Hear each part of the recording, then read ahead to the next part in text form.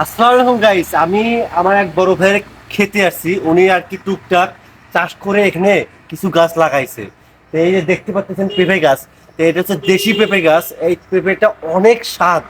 আর আমরা যেগুলো বাজারে কিনি কন্টেন্ট এগুলো তৈরি করে। কখনোই এগুলো কখনোই আপনি এতটা স্বাদ পাবেন না। সব হচ্ছে রাখি দিছে, জাগ দিয়ে রাখছে, এগুলো পাবেন।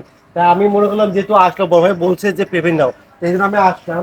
তারপরে দেখতেছেন যে গাছ কত সুন্দর। আর উনিও কন্টেন্ট ক্রিয়েট করে, আপনার হয়তো বা ওনার পেজেও আপনি এই ছবিগুলো বা এই ভিডিওগুলো পাবেন আশা করি।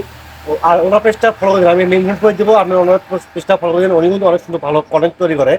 তা আমি এই যে দেখেন আমি আসলাম, এই যে দেখেন ভাই, এই যে দেখেন তো। এই যে পেঁপে দেখেন তর তাজা, কত সুন্দর পেঁপে, ঠিক আছে? তো এরকম আপনারা কিন্তু, আমি শীত চান দেখেন কত সুন্দর, দেখেন তর তাজা।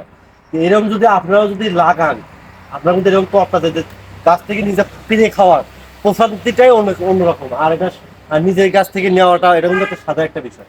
এই তিনটা আমি নিলাম, এই তিনটা হলে আমার একটা তরকারি হয়ে গেল। আর আপনি যতই এটা আপনি বাজারে কিনেন না কেন, এরকম কিন্তু স্বাদ পাবেন না। তা আজকের মতো এখানে শেষ করছি। সবাই ভালো থাকবেন, সুস্থ থাকবেন, খোদা হাফেজ।